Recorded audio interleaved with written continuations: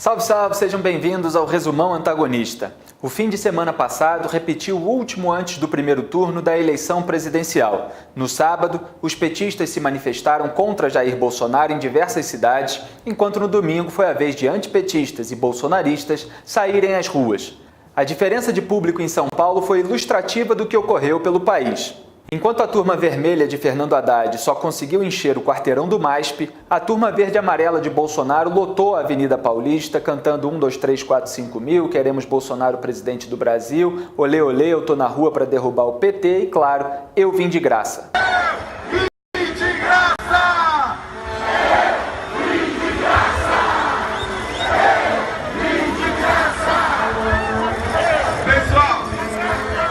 Mas a descoberta de uma declaração de 4 meses atrás de Eduardo Bolsonaro repercutiu tanto ou mais na imprensa que a manifestação. Em vídeo de uma palestra, o deputado federal, agora reeleito por São Paulo, se manifestou contra a eventual decisão do STF de impugnar a candidatura do pai e citou uma brincadeira alheia sobre a tropa que bastaria para fechar o Supremo. Seu pai sendo eleito no primeiro turno, há a possibilidade do STF, que há uma previsibilidade dele agir e impedir que o seu pai assuma, e isso acontecendo, o Exército pode agir sem ser invocado lá, salvo engano, acho que o artigo 1º, se isso acontecer? Aí já está caminhando para um estado de exceção, né? O STF vai ter que pagar para ver, e aí quando ele pagar para ver, vai ser ele contra nós. Assim, você está indo para um pensamento que muitas pessoas falam e muito pouco pode ser dito. Mas se o STF quiser arguir qualquer coisa, sei lá, recebeu uma doação ilegal de R$100 do José da Silva, impugna a ação dele, a candidatura dele. Eu não acho isso improvável não, mas aí vai ter que pagar para ver. Será que eles vão ter essa força mesmo? O pessoal até brinca lá, cara, se quiser fechar o STF, sabe o que você faz? Você não manda nem um jipe, cara, manda um soldado e um cabo. Não é querer desmerecer o soldado e o cabo, não. A brincadeira citada por Eduardo é uma adaptação idiota para o judiciário de uma declaração de agosto de 1985 do ex-presidente Jânio Quadros sobre o Legislativo. Por alguns segundos pensei em fechar o Congresso e ter-me-iam bastado um cabo e 2 soldados. Em ato de campanha no Maranhão, ainda no domingo, Haddad afirmou que Eduardo ameaçou fechar o STF com uma intervenção militar. Nos dias seguintes, foi divulgada uma porção de notas de repúdio à declaração, como as da OAB e de ministros do STF. Alexandre de Moraes pediu até investigação sobre a fala, mas a PGR ainda não se manifestou. Curioso é que no histórico petista, mesmo recente, sempre se encontram exemplos iguais ou piores, aos quais o establishment não deu a menor atenção. Em abril deste ano, o deputado do PT, Vadir Damus, disse direta e objetivamente que tem que fechar o Supremo Tribunal Federal. Ele propôs para o lugar do STF a criação de uma Corte Constitucional, certamente nos moldes do PT. Nós temos que redesenhar o Poder Judiciário e o papel do Supremo Tribunal Federal. Tem que fechar o Supremo Tribunal Federal. Nós temos que criar uma Corte Constitucional de guarda exclusiva da Constituição, com seus membros detentores de mandato. Em setembro, também petista José Dirceu, 3 vezes preso, ainda repetiu a tese de Damus e disse com todas as letras que primeiro deveria tirar todos os poderes do Supremo e ser só Corte Constitucional. O problema é que o Supremo Tribunal Federal, não sei porque esse nome de Supremo, entendeu? A Corte Constitucional devia chamar, primeiro devia tirar todos os poderes do Supremo, ser só Corte Constitucional. Depois que Judiciário não é poder da República. A nossa Constituição estabeleceu 3 poderes. Só existe 2 poderes eleitos que têm soberania popular, o Legislativo e o Executivo. O Judiciário é um órgão que tem que ter autonomia, independência. Agora o Ministério Público no Brasil se transformou num 4º poder, fora o poder que a imprensa tem, então fica uma democracia maculada no mínimo. O Mensalheiro também pregou a retirada do poder de investigação do Ministério Público. Tem que tirar o poder de investigação do Ministério Público. O Ministério Público só é para acusar. O Ministério Público virou uma polícia política. Não há controle nenhum. E mais, uma corporação dos maiores privilégios que existe no Brasil. É um escândalo a folha de pagamento de um procurador da República. Um escândalo. Nem Damus, nem Dirceu pediram desculpas, muito menos Haddad criticou os colegas. Muito pelo contrário, o plano de governo do poste de Lula incluiu a proposta de instituir o controle social do Judiciário, além dos demais poderes e do MP. Já Eduardo Bolsonaro declarou: se fui infeliz e atingi alguém, tranquilamente peço desculpas e digo que não era minha intenção. E Jair Bolsonaro inicialmente afirmou, como um pai, que o garoto errou, ao que foi criticado por usar a palavra garoto para se referir ao deputado mais votado do Brasil. Mas logo reiterou que Eduardo foi advertido por ele, que se tiver algo para pagar, que pague, e que não é porque é seu filho que vai ficar isento. Reforçou também seu compromisso com a democracia e enviou carta ao ministro Celso de Mello, garantindo que o STF é o guardião da Constituição e que todos temos de prestigiar a Corte. Em contraste, Haddad alegou em entrevista que não tem conhecimento que seu colega de partido, Vadir Damus, defendeu o fechamento do Supremo. Informado, ficou mudo. Para um poste de Lula, sem autoridade para desautorizar um braço direito do presidiário, só resta mesmo se fazer de sonso. O deputado do PT que pediu o fechamento do Supremo. Eu nunca ouvi falar disso. O Vadir Damus pediu o fechamento do Supremo quando o Lula foi preso. Eu não tenho nem essa informação. O PT ainda apresentou à PGR um pedido de investigação de Eduardo Bolsonaro e outro de Jair Bolsonaro, sob a acusação de incitação pública de crime. O motivo da segunda investigação é o vídeo em que o presidenciável do PSL manda recado aos manifestantes pelo celular e diz que esses marginais vermelhos serão banidos de nossa pátria. A faxina agora será muito mais ampla. Essa turma, se quiser ficar aqui, vai ter que se colocar sob a lei de todos nós. Ou vão para fora, ou vão para a cadeia.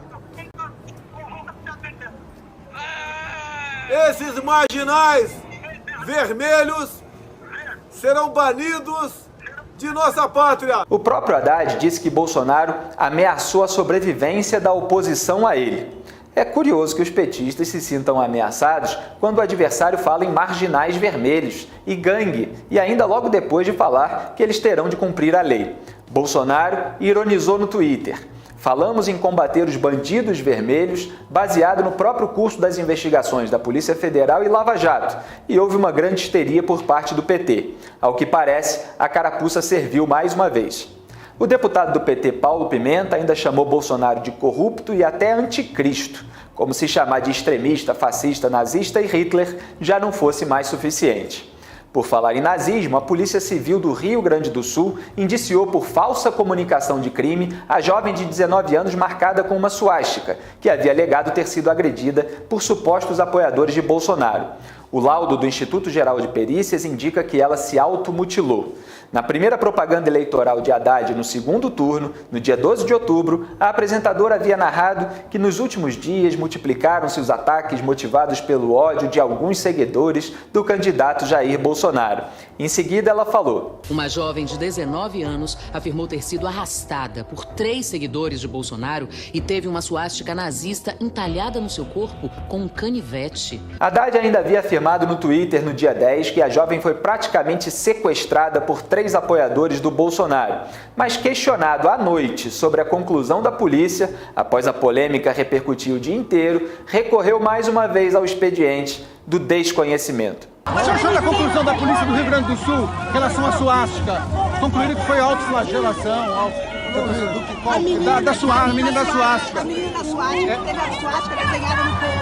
Segundo a polícia, ela mesma fez a suástica, a polícia de... Eu não acompanhei a polícia. Mas eu lembro. Eu não li nada disso. Haddad também repercutiu a acusação de Geraldo Azevedo de que Hamilton Mourão teria torturado o cantor no regime militar, acusação que foi desmentida pelo vice de Bolsonaro, que tinha 16 anos à época dos fatos, e pelo próprio Azevedo, que pediu desculpas pelo equívoco. Mas o Mourão, por exemplo, foi ele próprio torturador. Então, Geraldo Azevedo declarou até num show que foi pessoalmente torturado pelo Mourão. Confrontado com a verdade, Haddad respondeu que havia recebido a informação de fonte fidedigna, o cantor, e que uma pessoa torturada estava sujeita a esse tipo de confusão. Também afirmou que isso não mudava em nada o fato de o general elogiar a ditadura. Pedido de desculpas por reproduzir fake news, a prática que tanto acusa os adversários de exercer, zero, nenhum. Mas na enquete de Flávio Bolsonaro, outro filho de Jair, sobre a maior fake news contra o pai, ganhou a tese de que o presidenciável forjou a facada que sofreu. O Caixa 2 no WhatsApp ficou em segundo, a tortura de Mourão em terceiro e a suástica em quarto. Isto sem falar em irregularidades como ônibus com adesivos do PT na Bahia e colagem de cartazes sobre Caixa 2 no Rio de Janeiro.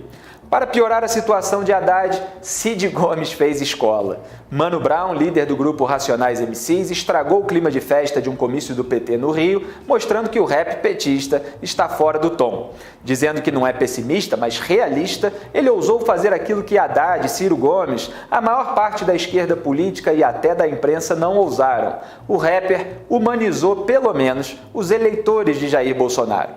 Eu não consigo acreditar que pessoas que me tratavam com tanto carinho, pessoas que me respeitavam, me amavam, que me serviam café de manhã, que lavava meu carro, que atendia meu filho no hospital,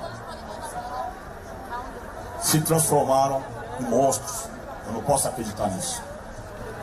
Eu não posso acreditar que essas pessoas são tão más assim. O rapper então disse que a comunicação é a alma. Se em algum momento a comunicação do pessoal daqui falhou, vai pagar o preço. Porque a comunicação é a alma. Se não está conseguindo falar a língua do povo, vai perder mesmo. Certo? Falar bem do PT, para a torcida do PT é fácil. Tem uma multidão que não está aqui, que precisa ser conquistado. Bolsonaro ironizou no Twitter: concordo com o Mano Brown. E como discordar? O PT perdeu a capacidade de falar para fora de sua tribo porque não se pode roubar um povo nos maiores escândalos de corrupção da história do país e, ao mesmo tempo, cobrar dele, como um dever moral, o voto para o retorno ao poder. E um poste de Lula como Haddad não pode fazer autocrítica do PT, porque uma autocrítica verdadeira comprometeria o chefão que comanda sua campanha da cadeia. Então resta a Haddad apostar na ignorância e na transigência dos brasileiros.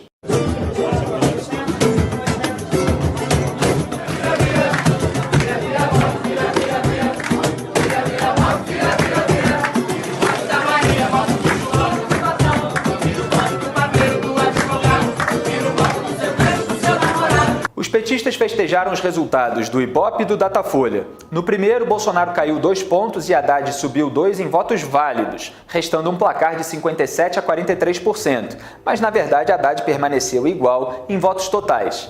No segundo, Bolsonaro caiu 3 pontos e Haddad subiu 3 nos válidos, restando um placar de 56% a 44%, com 12 pontos de diferença, a menor dos levantamentos da semana. Mas na pesquisa XP, Bolsonaro manteve os 58% contra 42% de Haddad, uma vantagem de 16 pontos. E a pesquisa Cruzoé, feita pelo Instituto Paraná, também mostrou que Bolsonaro não caiu. Ele apareceu com 60,6% contra 39,4% de Haddad, uma lavada de mais de 21 pontos. Para o presidente do Ibope, o cenário é Bolsonaro eleito, a dúvida é qual vai ser a diferença. Mas só as urnas, se houver lisura no processo, mostrarão qual instituto chegou mais perto dessa vez. Esse é o Resumão Antagonista com o melhor da semana para vocês, leitores. Um grande abraço e até a próxima.